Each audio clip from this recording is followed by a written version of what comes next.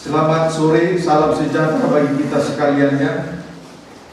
Biarlah kiranya kita boleh merasakan kemurahan Tuhan lewat pembuka rahasia firman Tuhan, sehingga segala sesuatunya dipulihkan. Keadaan kita dipulihkan, ibadah, pelayanan, nikah dan rumah tangga kita dipulihkan. Berkat berkelimpahan menjadi bagian kita, baik untuk masa sekarang maupun umat untuk masa yang akan datang. Puji Tuhan, Yesus menjadi Raja, berkuasa, bertata, sehingga kebahagiaan itu senantiasa boleh kita rasakan di tengah ibadah dan pelayanan, di tengah nikah dan rumah tangga kita masing-masing, dimanapun kita berada menjadi berkat. Tidak lupa juga saya menyapa anak-anak Tuhan, umat Tuhan, hamba-hamba Tuhan yang sedang mengikuti pemberitaan firman Tuhan lewat live streaming atau video internet, YouTube maupun Facebook, di dalam negeri maupun di luar negeri. Kiranya Tuhan memberkati kita, turunlah rahmat-Nya dan kasih-Nya bagi kita malam ini. Kita segera memperhatikan firman penggembalaan untuk ibadah raya Minggu dari kitab Wahyu pasal yang ke-9 ayat 21. Namun diawali pembacaan dari ayat 20. Wahyu 9 ayat 21, pembacaan diawali dari ayat 20. Demikian firman Tuhan.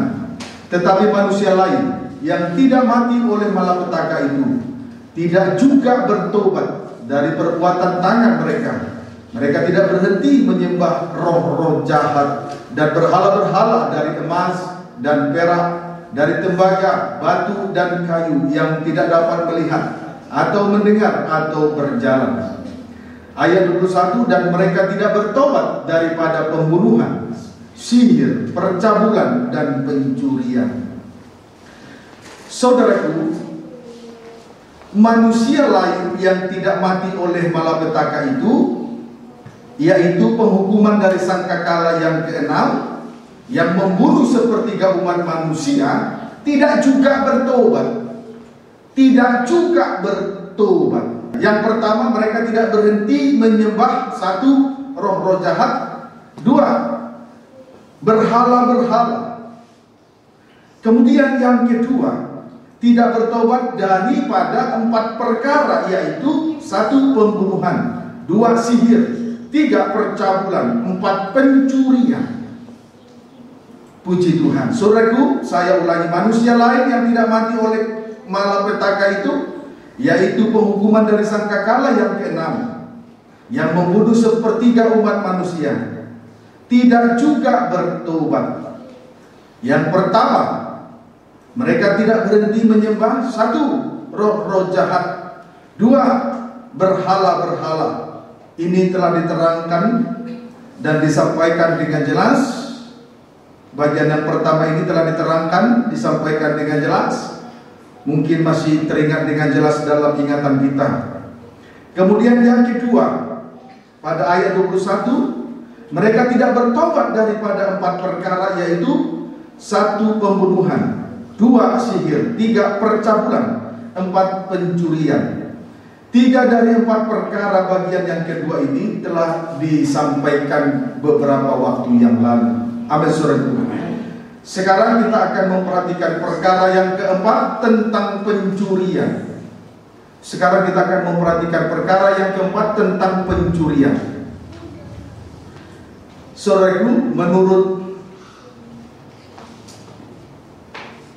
Kamus Besar Bahasa Indonesia, mencuri artinya mengambil milik orang lain tanpa izin. Mencuri artinya mengambil milik orang lain tanpa izin atau dengan tidak sah. Mengambil milik orang lain dengan tidak sah. Puji Tuhan, saudaraku, hal-hal seperti ini sering terjadi. Dulu waktu masih saya sekolah, seringkali mengambil pulpen teman sekolah tanpa seizin teman itu sendiri. Bukan hanya pulpen, penghapus, garisan yang berkaitan dengan alat tulis. Sebetulnya mengambil tanpa izin itu sama dengan mencuri. Mengambil milik orang lain tanpa izin sama dengan mencuri. Amin, saudaraku. Amin. Kita lihat dulu Injil Yohanes 12. Injil Yohanes 12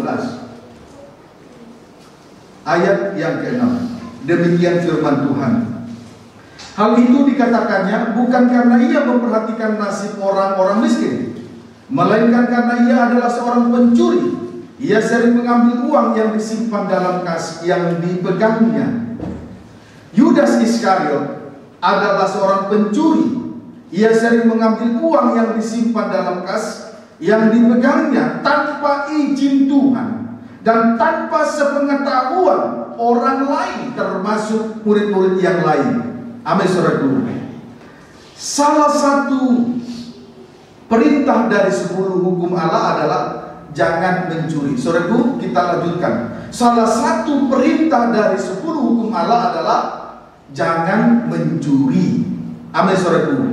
Perintah ini ditulis di dalam kitab Musa. Kita lihat dulu Keluaran pasal 20.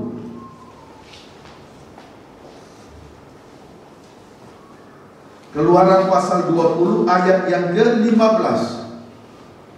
Demikian firman Tuhan. Jangan mencuri.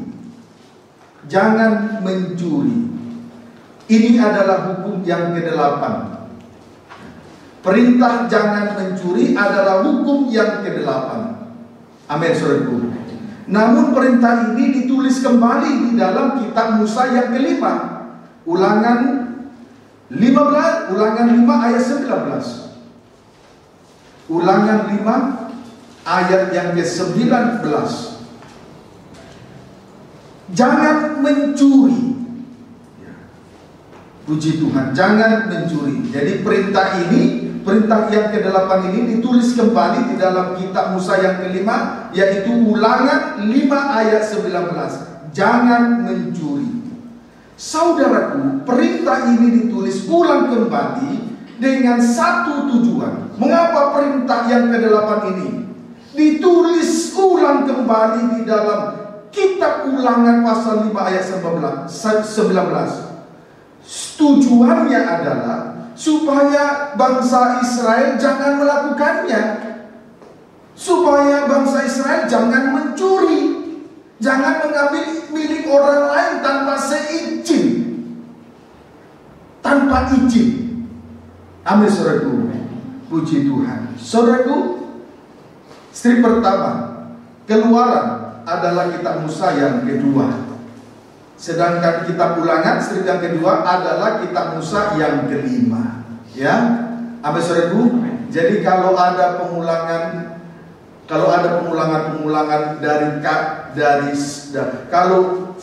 kalau perintah Tuhan diulang kembali, berarti Tuhan mengingatkan supaya jangan melakukannya kembali. Amin, saudaraku. Kemudian perintah jangan mencuri juga ditulis di dalam Injil. Kemudian perintah jangan mencuri, perintah Allah jangan mencuri juga ditulis di dalam Injil, yaitu 1 Injil Matius 19 ayat 18, 2 Injil Markus 10 ayat 19, 3 Injil Lukas 18 ayat 20. Sedangkan Injil Yohanes sama sekali tidak menceritakan tentang perintah ini. Paham, saudaraku? Sedangkan Injil Yohanes sama sekali tidak menceritakan tentang perintah ini, yaitu jangan mencuri. Ya, dapat dipahami sejauh ini? Baik. Tujuan perintah yang ke-8 ini diceritakan kembali di dalam ketiga Injil tersebut. Tujuan perintah yang ke-8 ini diceritakan kembali di dalam ketiga Injil tersebut adalah supaya jangan merusak, antara lain, istri pertama, kewibawaan seorang raja. Supaya jangan merusak antara lain, istri pertama, kewibawaan seorang raja. 2, pelayanan seorang hamba. 3, pengorbanan, garis miring jerih lelah seorang manusia. Amin, saudaraku. Puji Tuhan. Haleluya. Supaya jangan merusak, antara lain, istri pertama, kewibawaan seorang raja. Strip yang kedua, pelayanan seorang hamba. Strip yang ketiga, pengorbanan atau jerilela seorang manusia. Puji Tuhan, kalau seseorang mencuri atau mengambil milik orang lain tanpa izin, itu sama dengan merusak pengorbanan atau jerilela seorang manusia. Kemudian merusak reputasi pelayan, merusak reputasi pelayanan dari seorang hamba, bahkan merusak wibawa seorang raja. Kalau seseorang mencuri, kalau dia melanggar perintah yang ke-8 ini, yaitu mencuri. Amin, saudara. Merusak wibawa seorang raja, merusak pelayanan seorang hamba, merusak atau menyanyiakan pengorbanan atau jerilela seorang manusia. Puji Tuhan, kiranya dapat dipahami dengan baik. Injil Matius berbicara tentang raja dan wibawanya. Amin ya. Injil Matius berbicara tentang raja dan wibawanya. Strip yang kedua, Injil Markus berbicara tentang hamba dan pelayanannya atau kerendahan hatinya. Strip yang ketiga, Injil Lukas berbicara tentang manusia dan pengorbanannya. Haleluya. Kita kembali memperhatikan kisah Yudas sebagai seorang pencuri. Sebelum kita membaca, saya ingatkan kembali, hati-hati kalau tadi perintah yang ke-8 itu tadi ditulis di dalam kitab Keluaran, kemudian ditulis ulang kembali di dalam kitab Ulangan. Maksud dan tujuannya adalah supaya bangsa Israel jangan melakukan dosa itu, yaitu jangan mencuri. Kemudian di dalam Injil juga ditulis tentang perintah yang ke-8 ini, terkhusus di dalam Injil Matius, Markus, Lukas, dan Yohanes, supaya jangan merusak wibawa seorang raja, jangan merusak pelayanan seorang hamba, jangan merusak pengorbanan jerilela dari seorang manusia. Sebab kalau seorang raja mencuri, berarti akan hilang wibawanya. Kalau seorang hamba mencuri, maka rusaklah reputasinya di tengah ibadah dan pelayanannya. Kalau seorang manusia mencuri, maka sia-sialah pengorbanannya, sia-sialah perjuangannya di tengah ibadah dan pelayanan di hadapan Tuhan. Semuanya menjadi sia-sia. Amin, saudaraku. Puji Tuhan. Kita kembali memperhatikan kisah Yudas sebagai seorang pencuri. Injil Yohanes 12. Kisah ini diawali dari Injil Yohanes 12 ayat 1 sampai dengan ayat 3.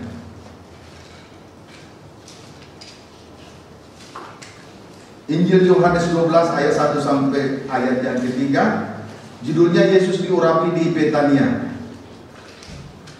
Ayat 1, demikian firman Tuhan. 6 hari sebelum Paskah, Yesus datang ke Betania, tempat tinggal Lazarus yang dibangkitkan Yesus dari antara orang mati.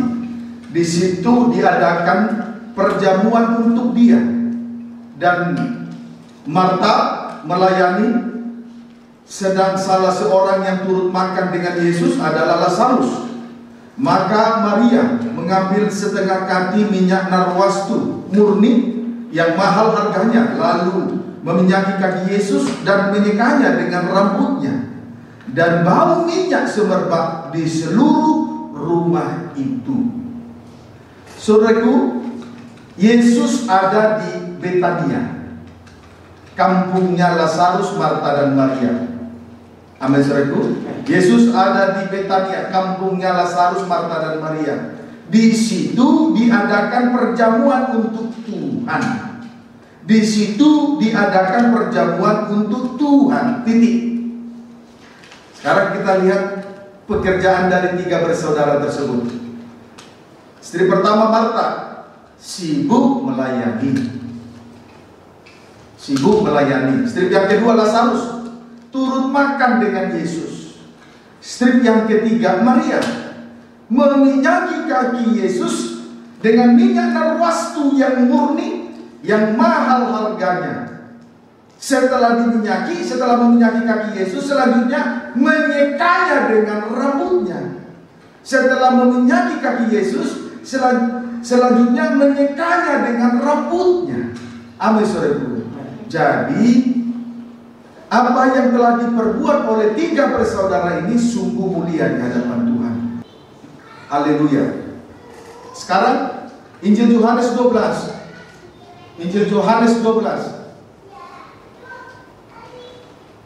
Injil Yohanes 12 ayat 4 sampai dengan ayat yang kelima. Injil Yohanes 12 ayat 4 sampai dengan ayat yang kelima. Demikian firman Tuhan. Tetapi Yudas Iskariot, seorang dari murid-murid Yesus, yang akan segera menyerahkan dia, berkata, "Mengapa minyak narwastu ini tidak dijual 300 dinar dan uangnya diberikan kepada orang-orang miskin?" Saudaraku, Yudas mengomentari apa yang telah dikerjakan oleh Maria. Apa yang dikerjakan oleh Maria? Ia tidak mengomentari apa yang telah dikerjakan oleh Marta dan Lazarus. Amin, saudaraku. Ya. Di sini kita melihat Yudas mengomentari apa yang telah dikerjakan oleh Maria. Bahkan mempersalahkan apa yang diperbuat oleh Maria. Ia tidak mengomentari apa yang telah dikerjakan oleh Marta dan Lazarus. Berarti Yudas Iskariot ini adalah seorang yang pertama tidak peduli dengan pelayanan atau pekerjaan Tuhan, seperti apa yang dikerjakan oleh Marta. Amin, saudaraku. Strip yang kedua, tidak peduli dengan firman Allah, seperti apa yang telah dikerjakan oleh Lazarus, turut duduk makan dengan Yesus Kristus. Amin. Sebab mengapa Yudas tidak peduli dengan pelayanan atau tidak peduli dengan pekerjaan Tuhan? Kemudian mengapa Yudas Iskariot tidak peduli dengan firman Allah? Sebab Yudas Iskariot sibuk memikirkan uang. Sebab Yudas, di dalam pemikiran Yudas Iskariot hanyalah uang dan uang saja. Amin, saudaraku. Puji Tuhan. Haleluya.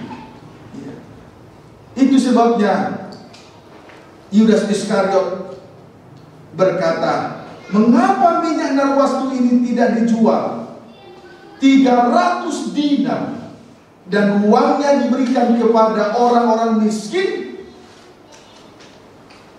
Sebetulnya bukan karena dia memperhatikan orang miskin. Dia mengatakan itu karena dia cinta uang, terikat dengan uang.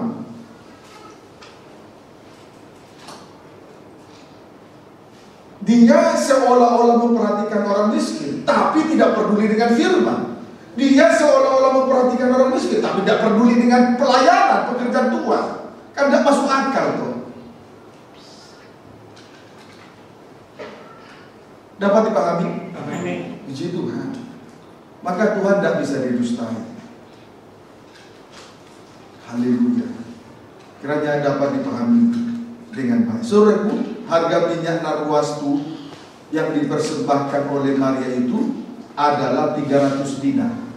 Seharga dengan 300 dinar. Itu sama dengan upah pekerja di Israel selama 1 tahun.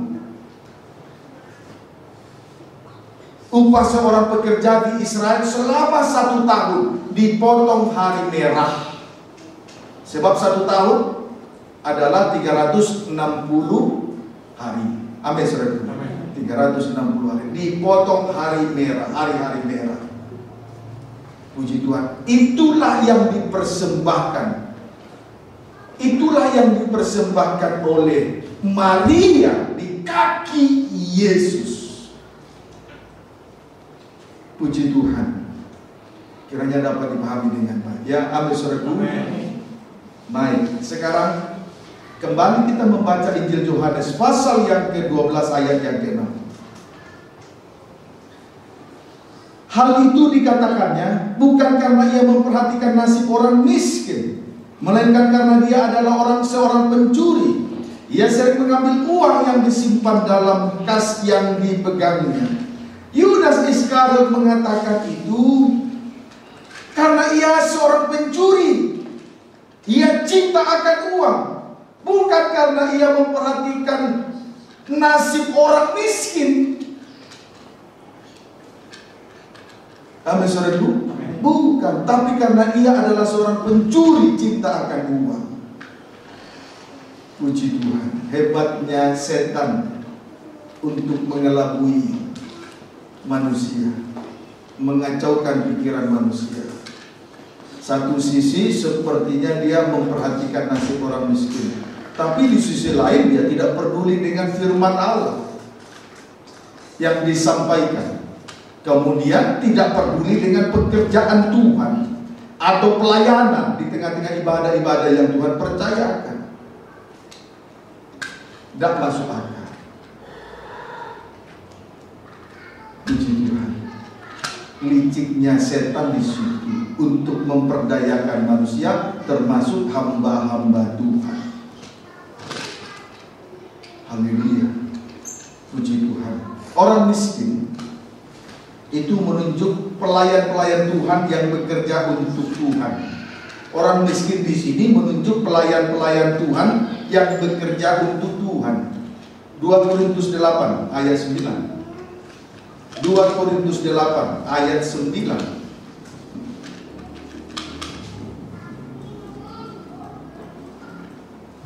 Karena kamu telah mengenal kasih karunia Tuhan kita Yesus Kristus, bahwa Ia yang oleh karena kamu menjadi miskin, sekalipun Ia kaya, supaya kamu menjadi kaya oleh karena kemiskinannya. Dia kaya, tetapi rela menjadi miskin. Puji Tuhan. Perhatikan, Yesus, dia kaya, tetapi rela menjadi miskin, supaya kita menjadi kaya oleh karena kemiskinannya, oleh karena pengorbanannya. Puji Tuhan. Dia kaya, rela menjadi miskin, supaya kita menjadi kaya oleh karena kemiskinannya, oleh karena pengorbanannya. Puji Tuhan. Amin saudaraku. Puji Tuhan. Itu pengertian orang miskin. Bukan berarti orang miskin secara lahiriah tidak punya apa-apa.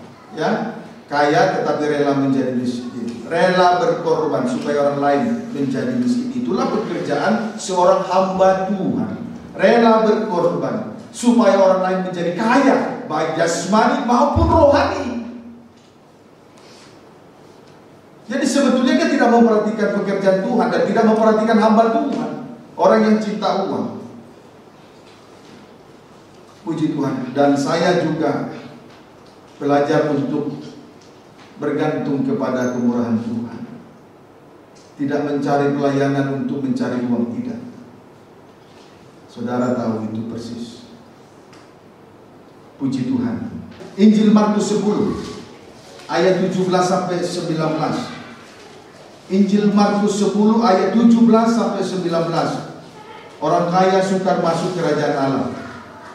Ayat 17 demikian firman Tuhan. Pada waktu Yesus berangkat untuk meneruskan perjalanannya, datanglah seorang berlari-lari mendapatkan dia, dan sambil berlutut di hadapannya, ia bertanya, "Guru yang baik, apa yang harus kuperbuat untuk memperoleh hidup yang kekal?"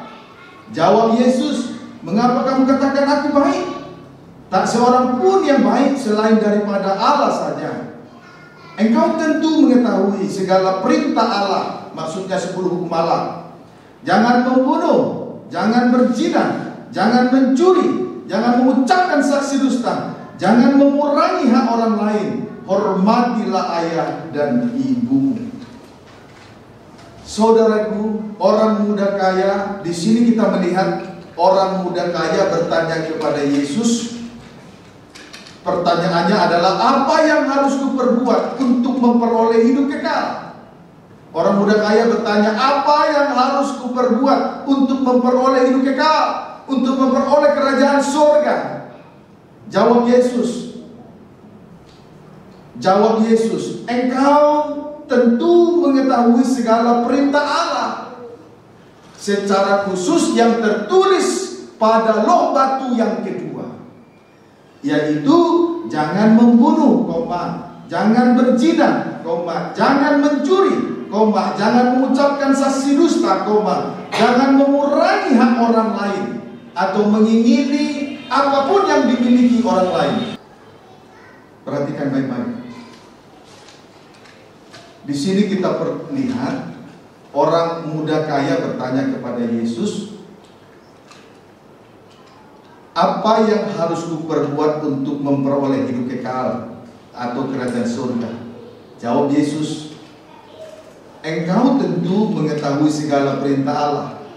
Maksudnya hukum-hukum yang tertulis pada loh batu yang kedua, yaitu jangan hormati orang tuamu, 1, 2, jangan membunuh, 3, jangan berzina, 4, jangan mencuri, 5, jangan mengucapkan saksi dusta, 6, jangan mengurangi hak orang lain atau jangan mengingini istrinya, jangan mengingini hambanya laki-laki, hambanya perempuan, dan apapun yang dipunyai oleh saudaramu. Jangan mengurangi hak orang lain. Amin, saudaraku. Itu. Tetapi dari 6 hukum yang tertulis pada 2 loh batu, salah satunya adalah hukum yang ke-8, jangan mencuri. Jangan mencuri. Amin, saudaraku. Sekarang ayat 20. Matius 10 ayat 20, Markus 10 ayat 20. Lalu kata orang itu kepadanya, Guru, semuanya itu telah kuturuti sejak masa mudaku. Semuanya itu telah kuturuti sejak mudaku. Sesudah mengatakan itu, di dalam tulisan yang lain dia berkata, apalagi yang harus kuperbuat? Jadi ada kesan bahwa dia sudah berbuat baik, bahwa dia sudah benar, bahkan sempurna. Sebab itu di ayat yang ke-21, perhatikan firman Tuhan. Tetapi Yesus memandang dia dan menaruh kasih kepadanya, lalu berkata kepadanya, hanya satu lagi kekuranganmu. Pergilah, juallah yang kau miliki dan berikanlah itu kepada orang-orang miskin, maka engkau beroleh harta di surga. Kemudian datanglah kemari dan ikutlah aku. Untuk menjawab pertanyaan itu, Yesus berkata, datanglah kemari dan ikutlah aku. Jadi untuk memperoleh kerajaan surga, Yesus menjawab, datanglah kemari dan ikutlah aku. Tapi syarat untuk mengikuti Tuhan, menjual seluruh hartanya dan uangnya, dan hasil penjualan itu diberikan kepada orang miskin. Itu syaratnya. Kalau syarat ini tidak dilakukan, dia tidak pernah bisa datang dan mengikuti Tuhan. Dapat dipahami, saudara? Puji Tuhan. Ya, sekarang ayat 22 sampai 23. Mendengar perkataan itu, ia menjadi kecewa lalu pergi dengan sedih, sebab banyak hartanya. Lalu Yesus memandang murid-muridnya di sekelilingnya dan berkata kepada mereka, alangkah sukarnya orang yang beruang, orang yang berduit masuk dalam kerajaan Allah. Puji Tuhan. Pendeknya, orang yang terikat dengan uang atau cinta uang sebetulnya tidak memperhatikan orang miskin. Berarti tidak memperhatikan pelayan Tuhan, hamba Tuhan, dan tidak mengerti pekerjaan Tuhan.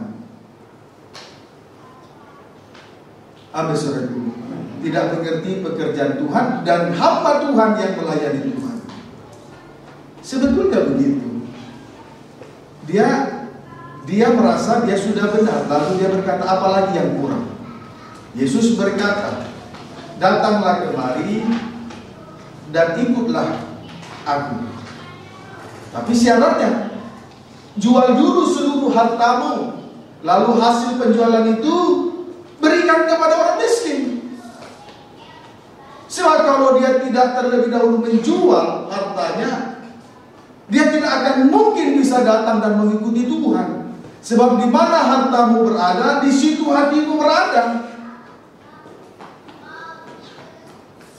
Dapat dipahami, saudara? Puji Tuhan. Haleluya. Jadi orang yang cinta akan uang sukar masuk dalam kerajaan surga. Sangat sukar masuk dalam kerajaan surga. Orang yang cinta akan uang sebetulnya bukan hanya orang kaya. Orang miskin saja secara lahiriah, kalau dia cinta uang, sukar masuk surga, masuk ke dalam kerajaan surga.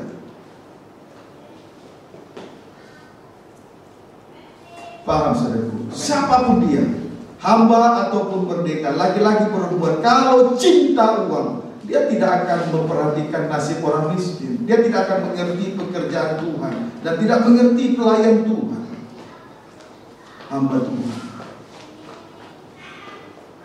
Kiranya dapat dipahami dengan baik.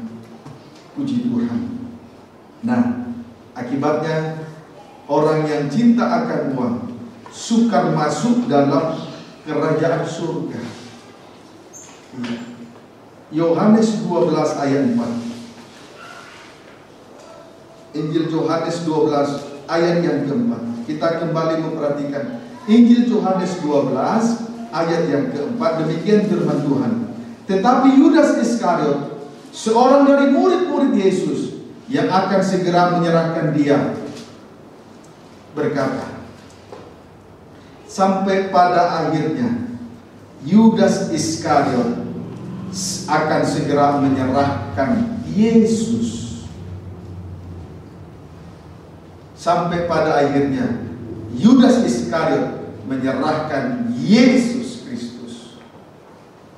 Puji Tuhan. Sampai begitu lupa. Karena tadi Yesus sudah berkata, alangkah sukarnya orang yang beruang, orang yang mempunyai uang masuk dalam kerajaan surga. Kemudian kita selidiki, kita periksa dalam Injil Yohanes pasal 12 ayat 4. Pada akhirnya memang Yudas Iskariot akan segera menyerahkan Yesus kepada tukang-tukang bangunan. Karena cinta uang. Puji Tuhan. Haleluya. Tidak sedikit orang Kristen menjual Tuhan hanya karena uang. Tidak sedikit orang Kristen menjual Tuhan, mengorbankan ibadah dan pelayanan hanya karena perkara lahiriah. Tuhan Yesus dijual. Paham, saudaraku? Puji Tuhan. Haleluya. Tidak sedikit orang Kristen menjual Tuhan karena uang, karena perkara lahiriah, karena pekerjaan ini dan itu. Tidak memperhatikan nasib orang miskin, tidak memperhatikan pekerjaan Tuhan dan seorang pelayan Tuhan. Puji Tuhan. Sekarang kita akan lihat Injil Matius 26.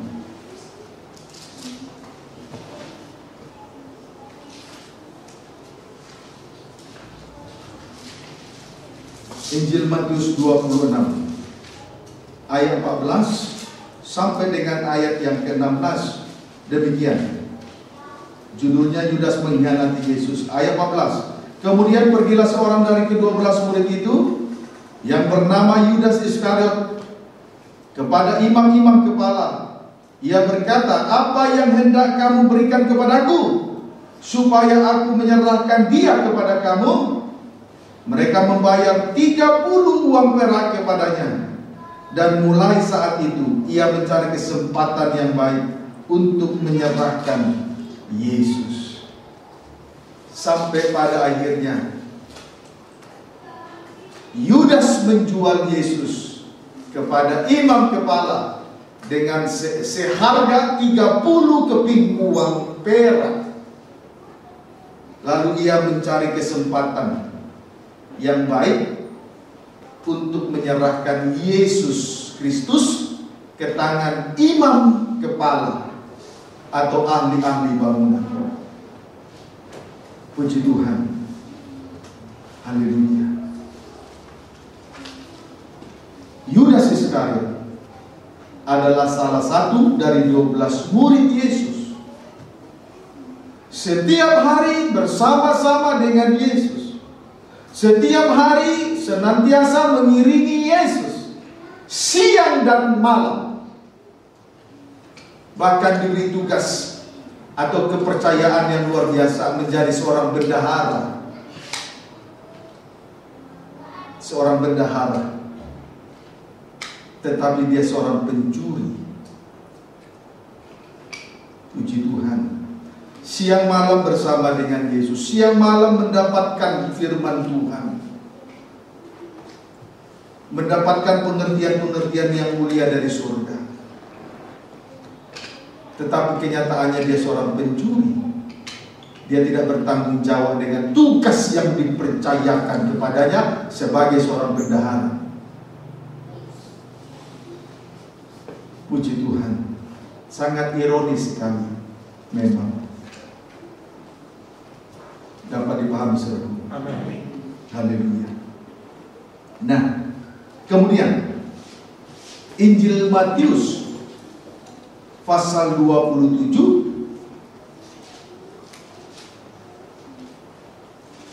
ayat 1 sampai dengan ayat yang keempat. Yesus diserahkan kepada Pilatus dan kematian Yudas. Matius 27 ayat 1. Ketika hari mulai siang, semua imam kepala dan tua-tua bangsa Yahudi berkumpul dan mengambil keputusan untuk membunuh Yesus. Mereka membelenggu dia, lalu membawanya dan menyerahkannya kepada Pilatus, wali negeri itu. Pada waktu Yudas yang menyerahkan dia melihat bahwa Yesus telah dijatuhi hukuman mati, menyesallah ia, lalu mengembalikan uang yang 30 perak itu kepada imam-imam kepala dan tua-tua dan berkata, "Aku telah berdosa karena menyerahkan darah orang yang tak bersalah." Tetapi jawab mereka, "Apa urusan kami dengan itu urusanmu sendiri." Puji Tuhan. Sampai pada akhirnya Yesus ada di tangan imam-imam kepala dan tua-tua untuk segera disalibkan. Puji Tuhan. Namun melihat itu, Yudas Iskariot menyesal. Namun melihat itu, Yudas Iskariot menyesal dan berkata, "Aku telah berdosa karena menyerahkan darah orang yang tak bersalah." Tetapi penyesalannya sudah terlambat. Dia sudah terlanjur menjual Yesus. Puji Tuhan. Haleluya. Saudaraku, kita yang sering mengutamakan perkara lahiriah karena cinta akan uang, lalu kita jual ibadah dan pelayanan ini, kita jual Tuhan, kita tidak memperhatikan pekerjaan Tuhan, tidak memperhatikan apa yang dikerjakan oleh hamba Tuhan. Hari ini saya sampaikan, masih ada kesempatan untuk bertobat. Amin, saudaraku.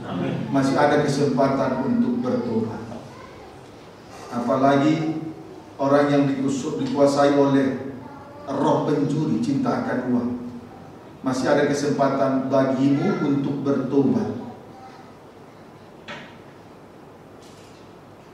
Puji Tuhan, ya. Amin, saudaraku. Masih ada kesempatan untuk segera mengakuinya.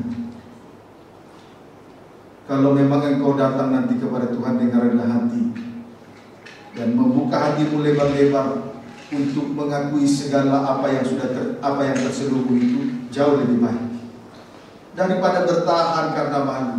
Engkau, kuasa Tuhan tertutup di tengah ibadah dan pelayanan.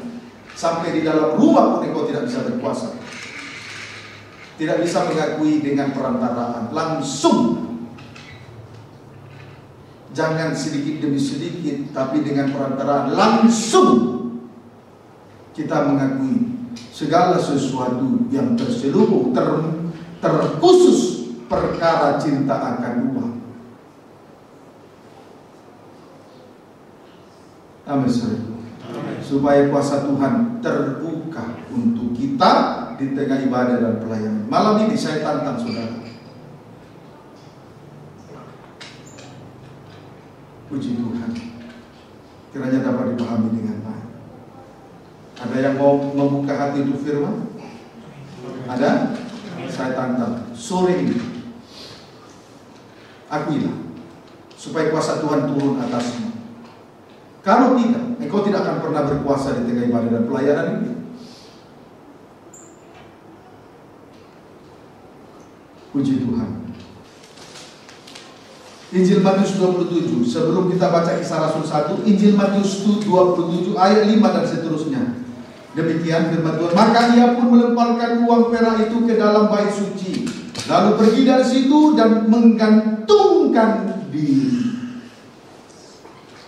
Akhirnya Yudas mati dengan cara menggantungkan diri dengan cara yang tragis, yaitu menggantungkan diri atau bunuh diri dengan menggantungkan diri. Puji Tuhan.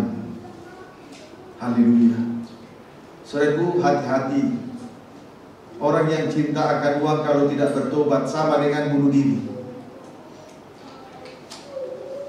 Amin, saudaraku. Amin. Orang yang cinta akan uang kalau tidak bertobat sama dengan bunuh diri. Puji Tuhan.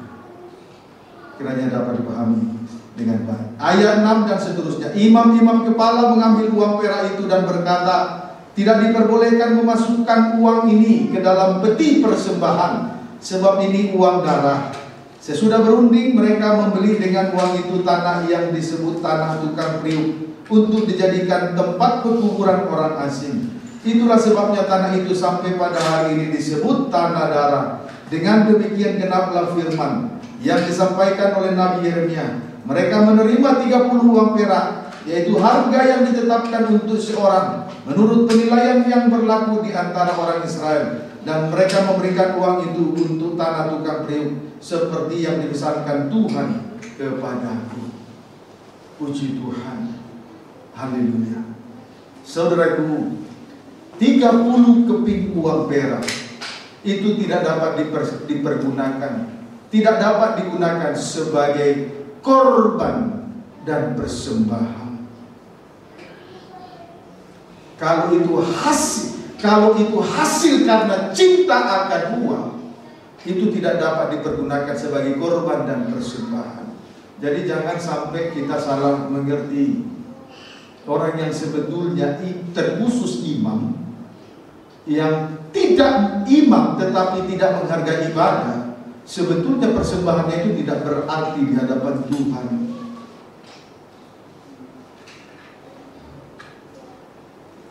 Puji Tuhan. Seorang imam tetapi tidak menghargai ibadah dan pelayanannya, apa yang dipersembahkan itu sebetulnya tidak berarti kepada Tuhan. Dapat dipahami, saudaraku? Tidak ada artinya. Itu uang darah. Haleluya.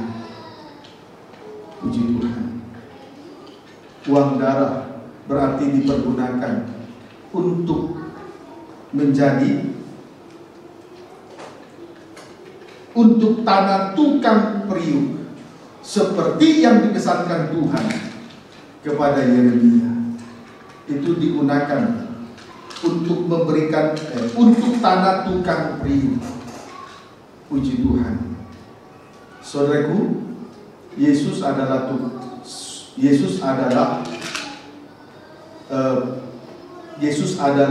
penjunan. kita adalah tanah Dia.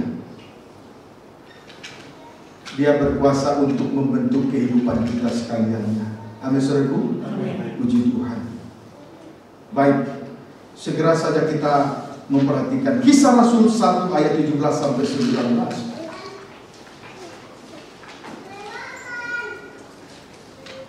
Kisah Rasul 1 ayat 17 sampai 19. Kita awali dulu dari ayat 15 sampai 16. Pada hari-hari itu berdirilah Petrus di tengah-tengah saudara-saudara yang sedang berkumpul itu, kira-kira 120 orang banyaknya. Lalu berkata, "Hai saudara-saudara, haruslah genap nas kitab suci yang disampaikan Roh Kudus dengan perantaraan Daud tentang Yudas, pemimpin orang-orang yang menangkap Yesus itu. Dahulu ia termasuk bilangan kami dan mengambil bagian di dalam pelayanan ini. Yudas ini telah membeli sebidang tanah dengan upah kejahatannya. Lalu ia jatuh tertelungkup dan perutnya terbelah, sehingga semua isi perutnya tertumpah keluar." Puji Tuhan, tertumpah keluar. Seluruh isi perutnya tertumpah keluar. Puji Tuhan. Berarti tidak ada lagi persekutuan dengan Tuhan di dalam firman dan roh. Seluruh isi perutnya tertumpah keluar. Berarti tidak ada lagi persekutuan dengan Tuhan, baik dengan firman Allah maupun dengan roh Allah. Amin, saudaraku. Puji Tuhan. Haleluya. Nah, saudaraku, malam sore ini kita sudah mendapatkan suatu pelajaran tentang pencuri, yaitu Yudas Iskariot. Dia tidak bertobat dari kejahatannya itu. Akhirnya dia mati, bunuh diri dengan cara menggantungkan diri. Di dalam Kisah Rasul, posisinya diganti oleh Matias supaya tetap tergenapi bilangan rasul, supaya tetap tergenapi bilangan rasul, yaitu 12 rasul. Puji Tuhan. Lalu dijelaskan uang itu dibeli sebidang uang 30 keping uang perak itu digunakan untuk membeli hasil penjualan Yesus seharga 30 keping uang perak digunakan untuk membeli sebidang tanah. Sebab uang itu tidak dapat digunakan untuk sebagai persembahan kepada Tuhan. Lalu di sini dijelaskan dia mati tertelungkup,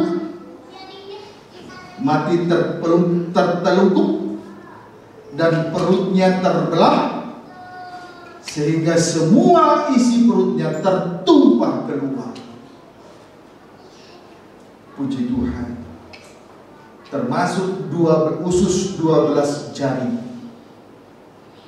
Tidak ada lagi persekutuan dengan Tuhan, dengan firman Allah. Bagaikan 12 ketul roti di atas meja. Amin, saudaraku. Amin. Puji Tuhan.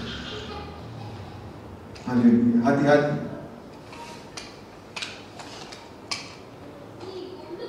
Dengan roh cinta akan uang. Hati-hati. Kalau tidak bertobat, nanti mati terbunuh. Karena dia tidak ada lagi persekutuan dengan Tuhan, baik dengan firman Allah maupun dengan roh Allah. Puji Tuhan. Kiranya dapat dipahami dengan baik. Amin, saudara. Amin. Seisi perutnya. Kalau kita kaitkan dengan pola tabernakel, berarti itu terkena kepada ruangan suci. Papan jenang itu, tulang rusuk itu adalah papan jenang, tulang rusuk kiri dan kanan itu adalah papan jenang. Sedangkan paru-paru itulah doa penyembahan. Usus 12 jari itu menuju kepada 12 ketul roti di atas meja. Puji Tuhan. Amin, saudaraku. Tidak ada lagi persekutuan dengan Tuhan, termasuk dengan roh Tuhan. Haleluya. Nah, saudaraku, kemudian ayat 18, 19, Kisah Rasul 1 ayat 19. Hal itu diketahui oleh semua penduduk Yerusalem, sehingga tanah itu mereka sebut dalam bahasa mereka sendiri Hakaldama, artinya tanah darah. Puji Tuhan. Ayat 20, sebab ada tertulis dalam kitab Mazmur, biarlah perkemahannya menjadi sunyi, dan biarlah tidak ada penghuni di dalamnya, dan biarlah jabatannya diambil orang lain. Puji Tuhan. Kemahnya menjadi sunyi. Haleluya. Kemudian jabatannya diambil orang lain. Haleluya. Sore itu saya semoga tidak salah mengatakan ini. Orang yang cinta akan uang pasti perkemahannya sunyi. Satu kali nanti dia akan tinggalkan ibadah keramaian kota, tinggalkan pelayanan. Saya tidak ragu mengatakan itu. Dan biasanya orang yang berani meninggalkan pelayanan itu ada kaitannya dengan cinta akan uang.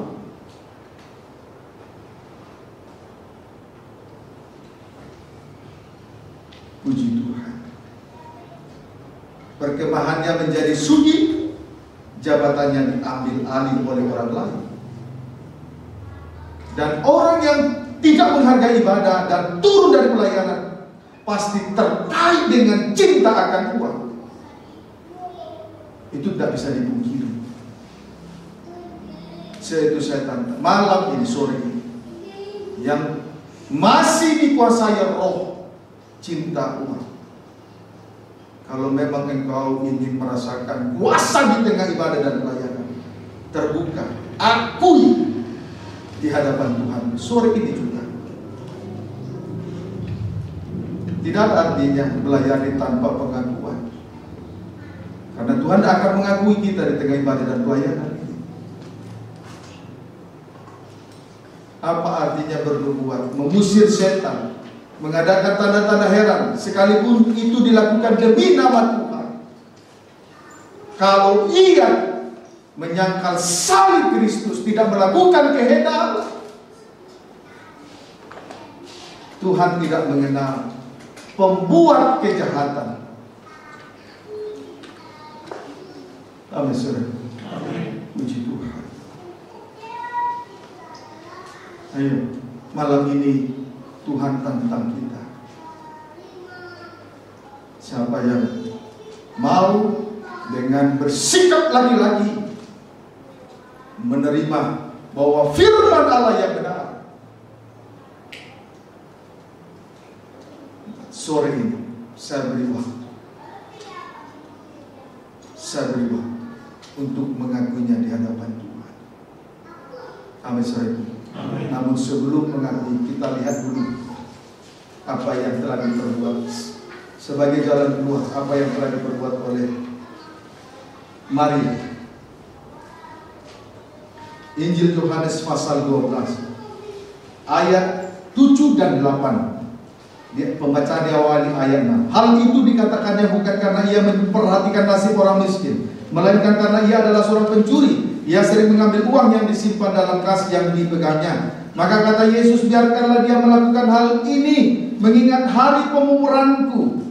Karena orang-orang miskin selalu ada pada kamu, tetapi aku tidak akan selalu ada pada kami.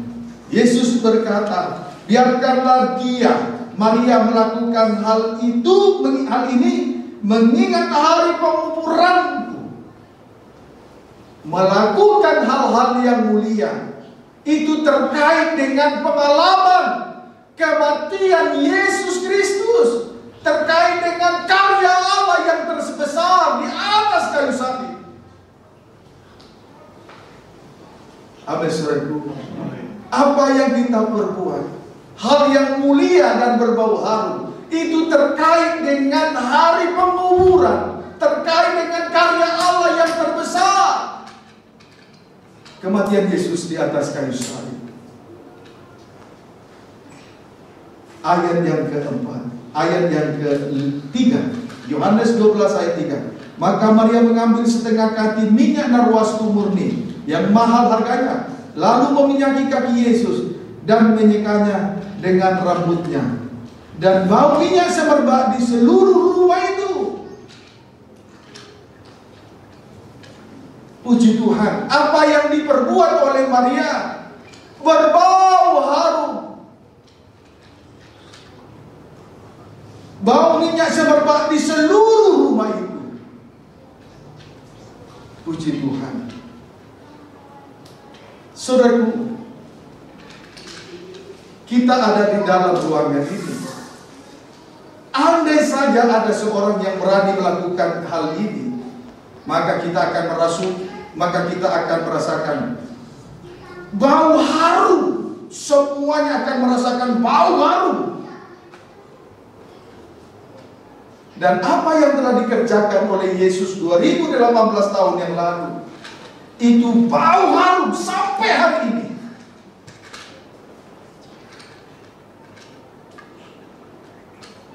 Amin, saudaraku. Bau harum semerbak di seluruh rumah itu, di seluruh rumah itu. Kehidupan saya rumah Tuhan, kehidupan saudara rumah Tuhan, kehidupan setiap orang adalah rumah Tuhan. Merasakan bau harum dari apa yang dikerjakan oleh Yesus Kristus. Puji Tuhan. Amin, saudaraku. Berarti siapa yang memperhatikan nasib orang miskin? Bukan Yudas Iskariot, tetapi Maria. Siapa yang memperhatikan nasib orang miskin? Adalah Yesus oleh karena kematiannya. Dia yang kaya rela menjadi miskin supaya manusia yang miskin menjadi kaya oleh pengorbanan Yesus Kristus.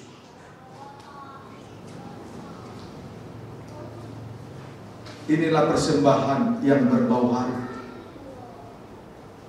semerbak di seluruh rumah ini. Kita rumah Tuhan. Amin, saudara. Puji Tuhan. Ayat terakhir, Injil Markus.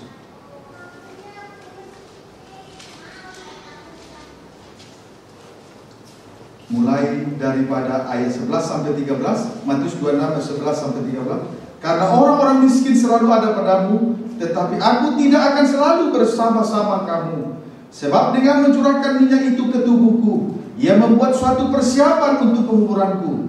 Aku berkata kepadamu, sesungguhnya di mana saja Injil ini diberitakan di seluruh dunia, apa yang dilakukannya ini akan disebut juga untuk mengingat Dia. Jadi apa yang telah diperbuat oleh Maria ini selalu diingat. Amin, saudaraku. Selalu diingat. Tuhan juga bukan hanya mengingat, bukan saja Tuhan yang mengingat Maria, tetapi di mana saja kisah ini dituliskan, Dia selalu diingat. Puji Tuhan. Persembahan yang berbau harum adalah ingat-ingatan di hadapan Tuhan. Amin, saudaraku. Tuhan Yesus memberkati kita semua.